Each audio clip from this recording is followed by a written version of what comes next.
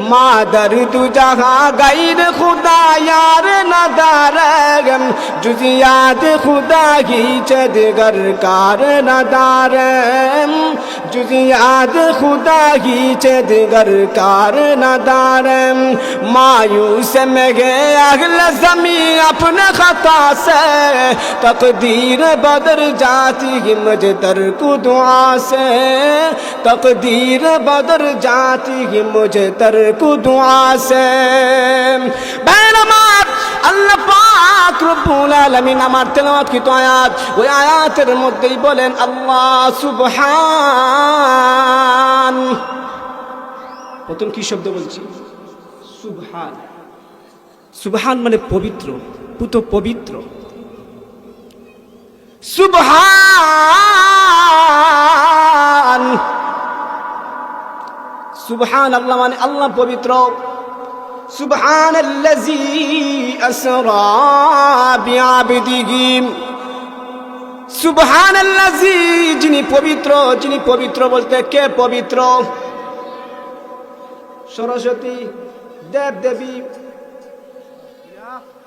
গাছ বাবা তালা বাবা জটা বাবা মূর্তি পূজারী সূর্য পূজারী চন্দ্র পূজারী না না না সুবহানাল্লাহ সুবহানাল্লাযী আল্লাহ হলেন পুত পবিত্র যার কোনো ছেলেও নাই যার কোনো মেয়েও নাই ইহুদিরা কয় উযাইর আলাইহিস সালাম আল্লাহর পুত্র নাসারা খ্রিস্টানেরা কয় নাসারা ঈসা ইবনে মসিহ ঈসা আলাইহিস সালাতু ওয়াস সালাম হলো আল্লাহর পুত্র নাউজুবিল্লাহ অথচ আমার কোরআন বলে কুল হুয়াল্লাহু আহাদ নবী গো আপনি तमाम মানুষদেরকে জানায় দেন হুয়াল্লাহ তিনি হলেন পবিত্র কিতা থেকে পবিত্র কি থেকে পবিত্র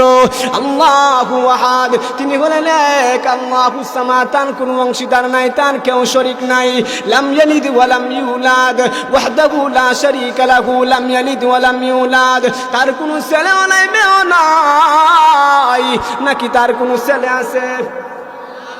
ইহুদিরা কয় উযাইর আলাইহিস সালাম আল্লাহর ফুয়া নাউজুবিল্লাহ নাসারারা কয় ঈসা ইবনে মসিহ ঈসা আলাইহিস সালাম আল্লাহর ফুয়া নাউজুবিল্লাহ অথচ আমার আল্লাহ কোরআনের মধ্যে বলেন আল্লাহুস সামাদ লাম ইয়ালিদ ওয়া লাম ইউলাদ আল্লাহর কোনো ছেলেও নাই আল্লাহর কোনো মেয়েও নাই ওয়া লাম ইয়াকুল লাহু কুফুয়ান আহাদ যার সমকক্ষ কেউ হতে পারে না লাইসা কামিসলিহি শাই তার সমকক্ষ আর কেউ হতে পারে না ইনি বলেন আমার রব সুবহানাল্লাযী ইনি হলেন কে জুড়ে কন্যা একবার চিল্লায়া আল্লাহ আল্লাহ আমার রব হলেন আমার সব আমার রব হলেন আমার খাওয়ারের মালিক আমার সন্তান দেওয়ার মালিক আমার ইজ্জতের মালিক বিজ্জতের মালিক আমার সব কিছুর মালিক একমাত্র আল্লাহ আল ঈমান ইয়াকরার বিল লিসান আমল বিল কান তাসদীক বিল জানান আল্লাহকে এই বলে স্বীকার করা আমার রব আমার খাওয়ারের মালিক আমার সব কিছুর মালিক আল্লাহ এইগুলো জবান দ্বারা স্বীকার করা বাস্তবে পরিণত করা আল্লাহকে ভয় করা ওটা গুনাহ থেকে বাঁচিয়া থাকা আল্লাহর বিধান মতো চলা এটার নামই হলো ইকরার বিল লিসান আমল বিল কান তাসদীক বিল জানান অর্থাৎ সুবহানাল্লাহ এটা মনে পারে আল্লাহ যে পবিত্র আল্লাহ যে সব কিছু থেকে আল্লাহ পবিত্র এটা দিলে আর কানে অন্তরের মধ্যে ফিট করিয়া দেওয়া এটার নামই হলো ঈমান জোরে কন্যা সুবহানাল্লাহ ভাইয়ের আমার এই যে মাহফিলের মধ্যে বসি একবার সুবহানাল্লাহ আলহামদুলিল্লাহ আলহামদুলিল্লাহ মানে সমস্ত প্রশংসা আল্লাহর জন্য সুবহানাল্লাহ মানে আল্লাহ পবিত্র এই যে কথাগুলা বলতেছি আল্লাহু আকবার আল্লাহু আকবার আল্লাহু আকবার মানে আকবারু মিন কুল্লি শাই অর্থাৎ আল্লাহ সব কিছু দেখতে পারো এই কথাগুলা যে মফসিলের মধ্যে এই যে মাহফিলের মধ্যে বলতেছি কথাগুলা বলতেছি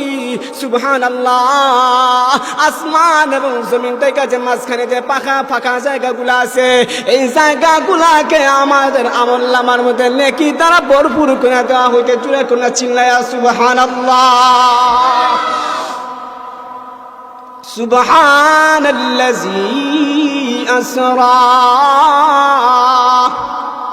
আসরা আসরা ইসরা এবং আসরা আসরা বলা হয়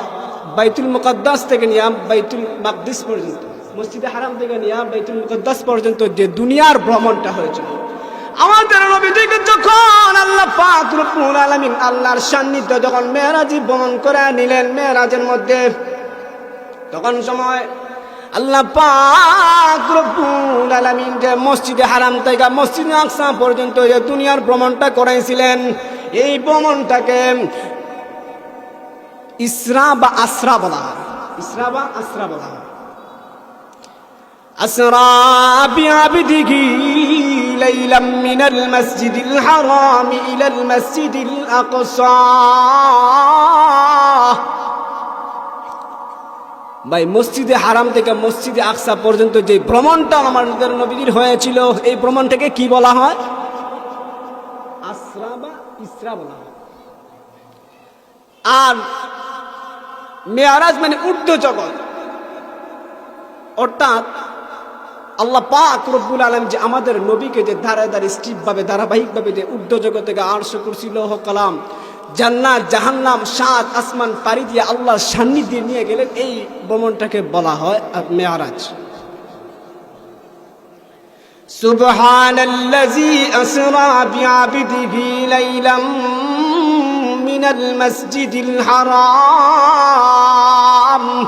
ليلا من المسجد الحرام إلى المسجد الأقصى إلى المسجد الأقصى الذي باركنا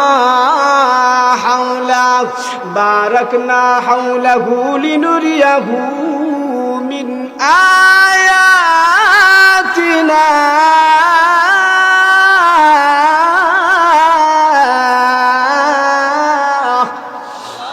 পাক বলেন আমি আমার বন্ধু মুহাম্মদকে মসজিদে হারাম থেকে নিয়ে মসজিদে আকসা পর্যন্ত, এরপরে আমি আল্লাহ 7 আসমান 7 জমিন আরশ কুরসি লৌহ কালাম জান্নাত জাহান্নাম আমি আল্লাহ সান্নিধ্যে নিয়ে আমার বন্ধু মুহাম্মদকে আমি সংক্ষেপে বলতেছি 3টা পুরস্কার দিলাম। আল্লাহ পাক রব্বুল আলামিন মেরাজের রাত্রিতে আমাদের নবীকে নিয়ে কয়টা পুরস্কার দিবেন? মেরাজের ঘটনা জানেন না? মেরাজের রাত্রিতে আমার নবীকে যখন আল্লাহর সান্নিধ্যে নিয়ে গেলেন, আল্লাহ পাক রব্বুল আলামিন বললেন, নবী গো আমি আল্লাহ সমস্ত ইমামদের ইমাম আমি আল্লাহ আপনাকে বানাইলাম, জান্নাত জাহান্নাম সাজাইলাম, আরশ কুরসি লৌহ কলম সব দেখাইলাম, জান্নাতের মধ্যে কি নিয়ামত দেখাইলাম, জাহান্নামের মধ্যে কি পরিমাণ ভয়াবহ শাস্তি হবে তাও দেখাইলাম। ও বন্ধু মুহাম্মদ, ও গো বন্ধু, ও বন্ধু শুনো, সুবহানাল্লাযী আসরা বিআবদিহি লাইলাম মিনাল মাসজিদিল হারাম ইলাল মাসজিদিল আকসা আল্লাযী বারাকনা